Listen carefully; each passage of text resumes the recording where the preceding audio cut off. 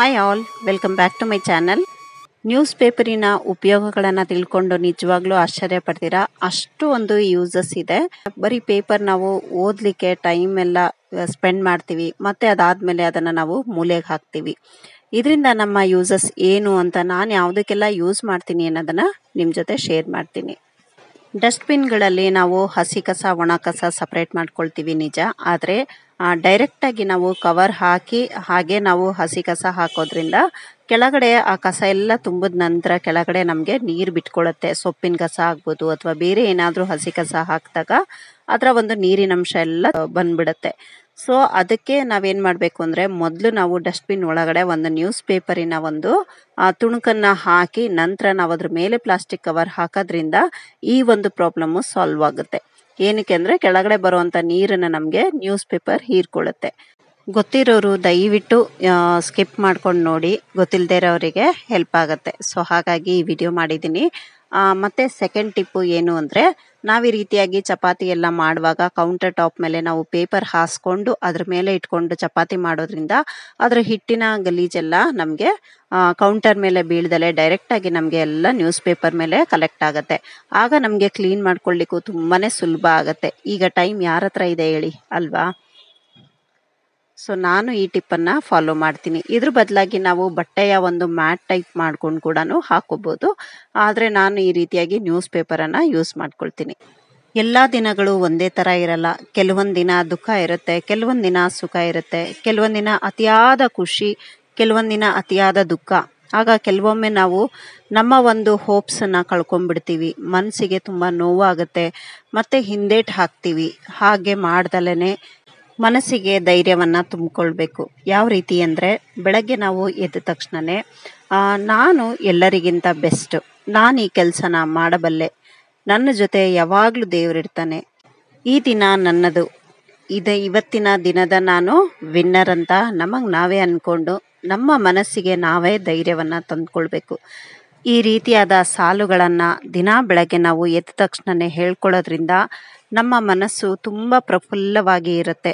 ಆ ಒಂದು ಮನಸ್ಸನ್ನು ನಾವು ಈ ರೀತಿಯಾಗಿ ಕನ್ವರ್ಟ್ ಮಾಡಿಕೊಂಡು ನಮ್ಮ ದಿನನಿತ್ಯದ ಕೆಲಸಗಳಲ್ಲಿ ನಮ್ಮನ್ನು ನಾವು ತೊಡಗಿಸ್ಕೊಳ್ಬೇಕು. ಬನ್ನಿ ವಿಡಿಯೋಗೆ ಬರೋಣ.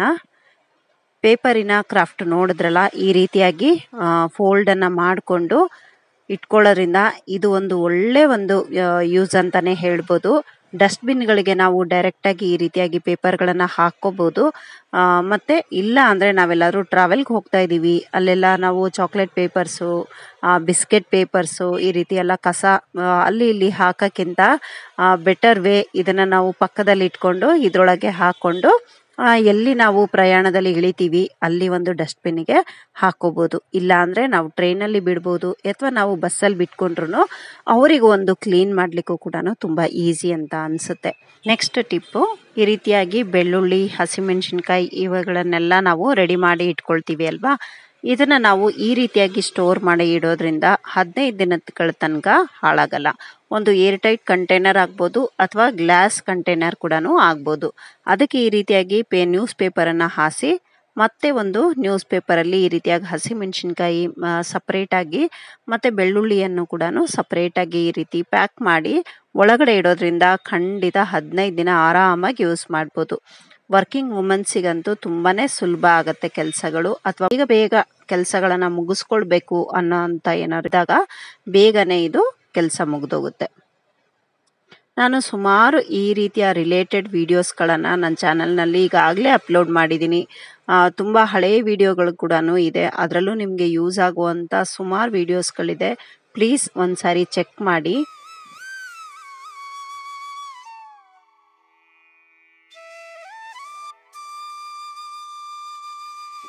ಕೊತ್ತಂಬರಿ ಸೊಪ್ಪು, ಪುದೀನ ಸೊಪ್ಪನ್ನು ಕೂಡ ಅಥವಾ ಪಾಲಕು, ಮೆಂತ್ಯ ಯಾವುದೇ ರೀತಿಯ ಸೊಪ್ಪುಗಳನ್ನು ಈ ಥರ ಬೇರುಗಳನ್ನು ಕಟ್ ಮಾಡಿಬಿಟ್ಟು ಈ ರೀತಿಯಾಗಿ ನ್ಯೂಸ್ ಪೇಪರಲ್ಲಿ ಇಡೋದ್ರಿಂದ ಇದರ ಬಾಳಿಕೆನೂ ತುಂಬ ಜಾಸ್ತಿ ಬರುತ್ತೆ. ಈ ರೀತಿಯಾಗಿ ಇಡೋದ್ರಿಂದನೂ ನಮಗೆ 1 ವಾರದಿಂದ 15 ದಿನ ತನಕನೂ ಹಾಳಾಗಲ್ಲ.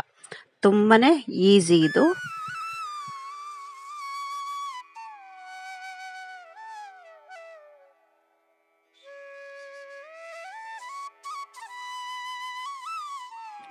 ಫ್ರಿಡ್ಜ್‌ನ ನಾವು ಎಷ್ಟೇ ಚೆನ್ನಾಗಿ ನೋಡ್ಕೊಂಡ್ರೂ ಅದು ಸ್ವಲ್ಪನಾದರೂ ಎಲ್ಲಾದರೂ ಸ್ಮೆಲ್ ಬಂದೇ ಬಂದ್ಬಿಡುತ್ತೆ.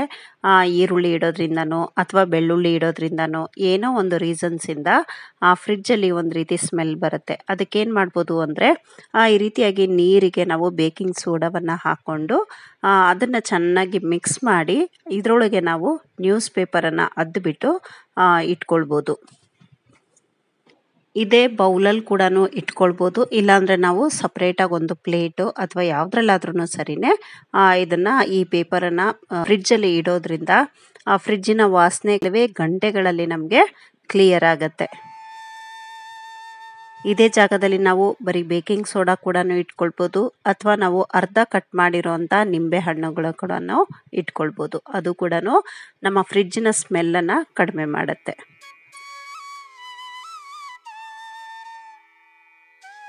ಸೀಸನ್ ಇದ್ದಾಗ ಕೆಲವೊಮ್ಮೆ ಕೊತ್ತಂಬರಿ ಸೊಪ್ಪು ನಾಟಿ ಅದರಲ್ಲಂತೂ ತುಂಬ ಕಮ್ಮಿ ರೇಟಿಗೆ ಸಿಗುತ್ತೆ. ಅಥವಾ ಎಲ್ಲೋ ಒಂದು ಮಾರ್ಕೆಟ್ಗೆ ಹೋದ್ವಿ, ಹೆಚ್ಚಿನ ಪ್ರಮಾಣದಲ್ಲಿ ನಮಗೆ ಕೊತ್ತಂಬರಿ ಸೊಪ್ಪು ಆಗಲಿ ಅಥವಾ ಪುದೀನ ಆಗಲಿ ಯಾವುದೇ ರೀತಿಯ ಸೊಪ್ಪುಗಳನ್ನು ನಾವು ತಂದುಬಿಟ್ಟಿರ್ತೀವಿ. ಅದನ್ನು ನಾವು ಯಾವ ರೀತಿ ಸ್ಟೋರ್ ಮಾಡ್ಬೋದು ಅಂದರೆ ಅದನ್ನು ಈ ರೀತಿಯಾಗಿ ಚೆನ್ನಾಗಿ ವಾಶ್ ಮಾಡಿ ಡ್ರೈ ಮಾಡಿಕೊಂಡು ಈ ರೀತಿಯಾಗಿ ಸಣ್ಣ ಸಣ್ಣದಾಗಿ ಕಟ್ ಮಾಡಿ ನಾವು ಮಾಮೂಲಿ ಪ್ಲೇಟು ಅಥವಾ ಒಂದು ಪ್ಲಾಸ್ಟಿಕ್ ಕವರ್ ಮೇಲೆ ಒಣಗಿ ಹಾಕ್ಕೊಳ್ತೀವಿ. ಇದೇ ಕೆಲಸವನ್ನು ನಾವು ನ್ಯೂಸ್ ಪೇಪರಲ್ಲಿ ಕೂಡ ಮಾಡ್ಕೊಳ್ಬೋದು. ಕೆಲವೊಮ್ಮೆ ನಮಗೆ ಸೊಪ್ಪುಗಳ ಒಂದು ಬೆಲೆ ಆಕಾಶಕ್ಕೆ ಏರ್ಬಿಟ್ಟಿರುತ್ತೆ, ಅಷ್ಟೊಂದು ರೇಟ್ ಆಗಿಬಿಟ್ಟಿರುತ್ತೆ. ಈ ರೀತಿಯಾಗಿ ನಾವು ಕಡಿಮೆ ರೇಟ್ ಇದ್ದಾಗ ತಂದು ಸ್ಟೋರ್ ಮಾಡಿ ಈ ರೀತಿಯಾಗಿ ಇಟ್ಕೊಳ್ಳೋದ್ರಿಂದ ಏರ್ಟೈಟ್ ಕಂಟೈನರಲ್ಲಿ ನಮಗೆ ವರ್ಷಾನುಗಟ್ಟಲೆ ಕೆಲಸಕ್ಕೆ ಬರುತ್ತೆ. ಯಾವಾಗ ಈ ರೀತಿಯಾಗಿ ಕಾಸ್ಟ್ಲಿ ಆಗುತ್ತೆ ಆಗ ನಾವು ಇದನ್ನು ಯೂಸಿಗೆ ತಗೊಳ್ಬೋದು. ವಿತೌಟ್ ಫ್ರಿಡ್ಜ್ ನಮಗೆ ಹೊರಗಡೆನೂ ಈ ರೀತಿಯಾಗಿ ಸ್ಟೋರ್ ಮಾಡಿ ಇಟ್ಕೋಬೋದು.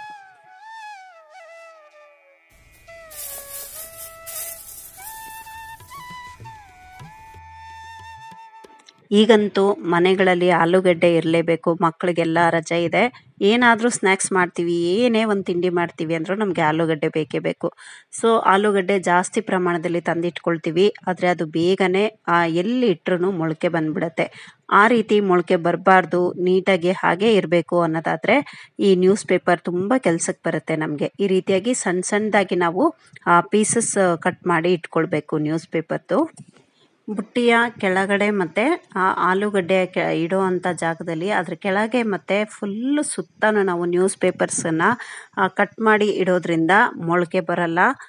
ಇದರಲ್ಲಿ ನಮಗೆ ಮಾಯ್ಶ್ಚರ್ ಕ್ರಿಯೇಟ್ ಆಗದೇ ಇರೋದ್ರಿಂದ ಇದ್ರ ಮೊಳಕೆಯನ್ನು ನಾವು ಅಲ್ಲೇ ಅದು ತಡೆಗಟ್ಟುತ್ತೆ. ಅಂಗಡಿಯವರು ಮತ್ತು ಈ ಮಾರ್ಕೆಟ್ನವರು ಇವರೆಲ್ಲ ಇದೇ ಒಂದು ಟಿಪ್ಪನ್ನು ಫಾಲೋ ಮಾಡ್ತಾರೆ. ನಮ್ಮ ಹೆಣ್ಮಕ್ಳಿಗೆ ಬಳೆ ಅಂದರೆ ತುಂಬಾ ಇಷ್ಟ, ಯಾರಿಗಿಷ್ಟ ಇಲ್ಲ ಹೇಳಿ. ಸೊ ಅದೇ ಬಳೆ ನಾವು ಆರ್ಗನೈಸ್ ಆಗಿ ನೀಟಾಗಿ ಇಟ್ಕೊಂಡಾಗ ಇನ್ನೂ ನಮಗೆ ಡಿಸೈನ್ಸ್ಗಳು ತುಂಬಾ ಚೆನ್ನಾಗಿ ಕಾಣ್ತವೆ. ಸೊ ಮೊದಲಿಗೆ ನಾವು ಬಾಕ್ಸನ್ನೆಲ್ಲ ಖಾಲಿ ಮಾಡ್ಕೊಳ್ಳೋಣ. ಇದರಲ್ಲಿ ನಾವು ಯಾವ ರೀತಿ ಬಾಕ್ಸಲ್ಲಿ ಕೂಡ ಇಟ್ಕೊಳ್ಬೋದು.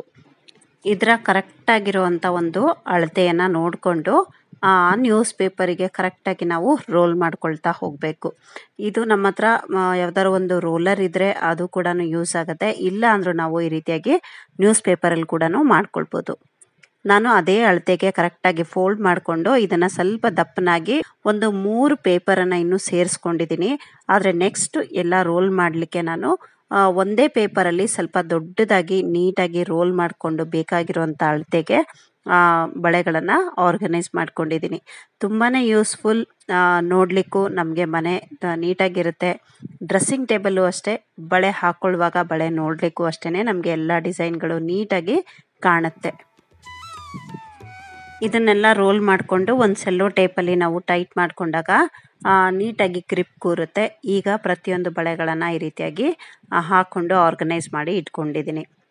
ನನ್ನ ಒಂದು ಬಳೆ ಕಲೆಕ್ಷನಲ್ಲಿ ನಿಮಗೆ ಯಾವ ಕಲರ್ ಅಥವಾ ಯಾವ ಬಳೆ ಇಷ್ಟ ಆಯಿತು ಅಂತ ನನಗೆ ಕಮೆಂಟ್ ಸೆಕ್ಷನಲ್ಲಿ ತಿಳಿಸಿ. ಯಾರಿಗೆ ಬಳೆ ತುಂಬ ಇಷ್ಟ ಅನ್ನೋದನ್ನು ಕೂಡ ನನಗೆ ಕಮೆಂಟ್ ಸೆಕ್ಷನಲ್ಲಿ ತಿಳಿಸಿ. ಲಾಸ್ಟ್ ವಿಡಿಯೋದಲ್ಲಿ ನನಗೆ ಸುಮಾರು ಕಮೆಂಟ್ಸ್ಗಳು ಬರ್ತಾಯಿದೆ ಮತ್ತು ಸುಮಾರು ಜನ ಸಬ್ಸ್ಕ್ರೈಬರ್ ಆಗ್ತಾಯಿದ್ದೀರಾ. ನನಗೆ ತುಂಬ ಖುಷಿ ಆಯಿತು.